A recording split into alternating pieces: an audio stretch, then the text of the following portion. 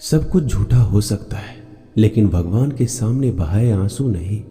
प्रेम का मतलब सिर्फ प्रेम नहीं होता, प्रेम का मतलब सम्मान और विश्वास होता है। वह सम्मान और विश्वास जो प्रेम से परे है। जब आप प्रभु के साथ जुड़ जाओगे तो आपकी परीक्षा आरंभ हो जाएगी।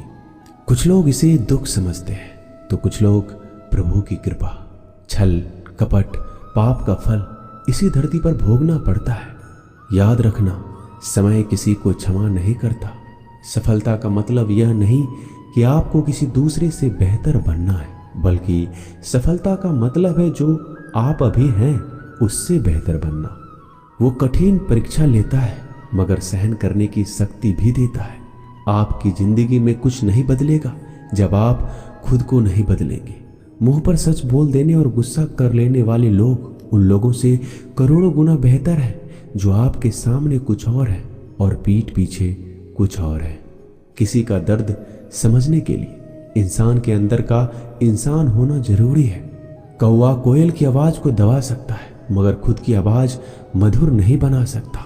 उसी तरह निंदा करने वाला व्यक्ति एक सज्जन को बदनाम कर सकता है मगर वह खुद सज्जन नहीं बन सकता।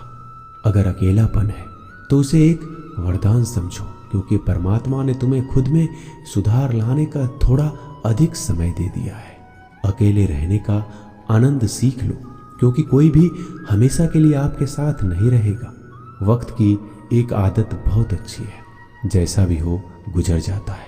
कामयाब इंसान खुश रहे या ना रहे, खुश रहने वाला इंसान कामयाब जरूर हो जाता है। किसी का साथ होना ही सबसे ज्यादा कीमती हो जाए, वह रिश्ता जिंदगी का सबसे बड़ा हासिल होता है। जब सुखी हो तो भगवान को मत भूलना, और जब दुखी हो तो भगवान पर विश्वास रखना। उन्हें छोड़ देना उचित है जो आपके होने का मूल्य नहीं जानते हो। यदि जगत में प्रत्येक कार्य मनुष्य द्वारा संभव होता तो मेरा अस्तित्व ही नहीं होता। जहां से तुम्हारे रत्नों का अंत होता है वहीं से मेरा अर्थात ईश्वर का कार्य प्रारंभ होता है। बच्चा क्या खाएगा, क्या पिएगा, क्या पहनेगा, इसका ध्यान बच्चा नहीं उसकी माँ रखती है। हमें क्या देना है, क्या नहीं देना है, स्वयं भगवान देखते हैं। झूठ और दिखावे की रफ्तार कितनी भी तेज हो, पर मंजिल तक केवल सच ही पहुंचता है। लोग रंग बदलते हैं, मुरली वाला वक्त बदल देता है। मन एक सुंदर सेवक और खतरनाक स्वामी है।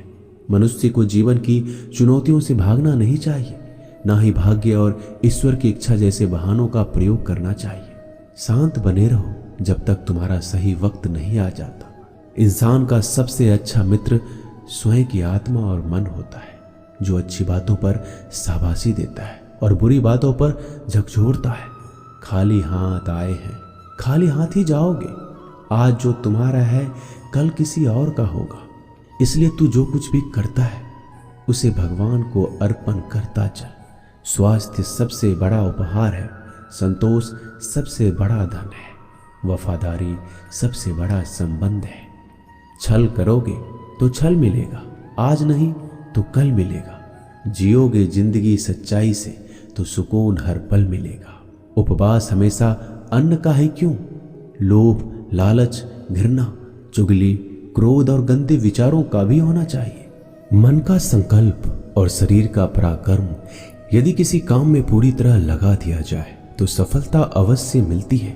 भाग्य के दरवाजे पर सर पीटने से बेहतर है कर्मों का तूफान पैदा करें, दरवाजे अपने आप खुल जाएंगे।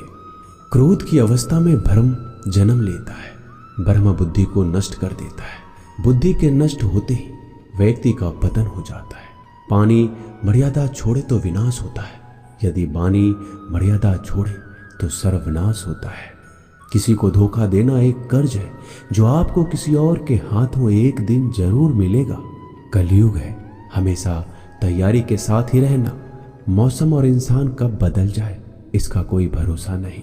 भगवान कहते हैं तुम मेरी ओर देखोगे, मैं भी तुम्हारी ओर देखूंगा। तुम जिस भाव से मुझे याद करोगे उसी भाव से मैं तुम्हारे पास आऊंगा। बदला लेने के लिए मत सोचो, आराम से बैठो। जिन लोगों ने आपके साथ बुरा किया है अंत में उनके साथ भी बुरा ही होगा।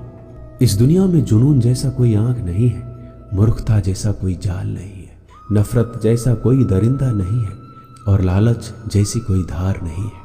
प्रसन्नता का कोई मार्ग नहीं है, बल्कि प्रसन्नता ही एक मार्ग है। अगर आप सही दिशा में हैं तो चिंता मत कीजिए, बल्कि उस दिशा में चलते रहिए। ऐसा करने से अवश्य ही आप अपने लक्ष्य को प्राप्त कर लेंगे। इस पूरी दुनिया में सबसे ज्यादा कीमती है समय, इसलिए बर्बाद ना करें, नहीं तो अंत में आपको पछतावे के अलावा कुछ नहीं मिलेगा। जिंदगी में अपनी तुलना किसी से मत करो। जैसे चांद और सूरज की तुलना नहीं की जा सकती, क्योंकि दोनों ही अपने वक्त पर चमकते हैं। यदि किसी काम को करने में डर लगे तो याद रखना, ये डर संकेत है कि आपका काम वाकई में बहादुरी से भरा है। ख्वाब जिनके ऊंचे और मस्त होते हैं, इम्तिहान भी उनके जबरदस्त होते हैं, हौसले भी उनके कई बार पस्त होते हैं, लेकिन जुनून में वह मदमस्त होते हैं। पहाड़ की ऊंचाई आपको कभी आगे बढ़ने से नहीं रोकती, बल्कि आपके जूते में पड़े कंकर आपको आगे बढ़ने से रोकते हैं। निकाल फेंको उस कंकर को। सिर्फ मरी हुई मछली को पानी का बहाव चलाती है। जिस मछली में जान होती है वो मछली अपना रास्ता खुद बनाती है। अपने हौसले को ये मत बताओ कि तुम्हारी परेशानी कितनी बड़ी है, अपनी परेशानी को बताओ कि तुम्हारे हौसले कितने बड़े हैं। सफल वो नहीं जो अपने दुश्मनों पर विजय प्राप्त करता है, बल्कि सफल तो वो है जो अपनी इच्छाओं पर भी विजय प्राप्त करता है।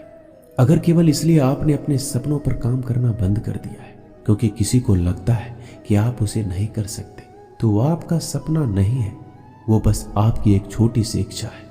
जो लोग आपको नजदीक से नहीं जानते, उनकी बातों को दिल पर मत लो, आगे बढ़ो और कुछ करके दिखाओ। जिंदगी में अच्छे लोगों की तलाश मत करो, बल्कि खुद अच्छे बन जाओ। आपसे मिलकर शायद किसी की तलाश पूरी हो जाए। यदि आप उड़ नहीं सकते तो दौड़ो, यदि आप दौड़ नहीं सकते तो चलो, अगर आप चल नहीं सकते तो रेंगते हुए चलो, लेकिन हमेशा आगे बढ़ते रहो। एक बार गुरु ने अपने शिष्य से पूछा, क्या आप जानते हैं हमारे अंदर एक बड़ा युद्ध निरंतर चल रहा है। जब सारे शिष्य चुप रहे तब गुरुजी बोले, वास्तव में सबसे बड़ी लड़ाई हमारे अंदर दो भेड़ियों की है। एक काला भेड़िया जो क्रोध, हिंसा, अहंकार, दुख, गलानी, लालच, चोर, झूठ की भाषा बोलता है। दूसरा सफेद भेड़िया जो आनंद, प्रेम, दया, विचार और सद्भावना की भाषा बोलता है। इसी लड़ाई के शोर में हम पहले से मौजूद मन की शांति भूलकर उसे कहीं और ढूंढने की कोशिश करते हैं। गुरु ने कहा, हमें इस लड़ाई के शोर से कोई नहीं बचा सकता। ये लड़ाई मेरे अंदर ही चलती है और ये आपके अंदर भी है। शिष्यों ने गुरु की बात ध्यान से सुनी और पूछा, गुरुजी, तो इस लड़ाई में जीत किसकी होगी? गुरुजी ने कहा, वही भेड़िया जीतेगा जिसे तुम खाना दोगे।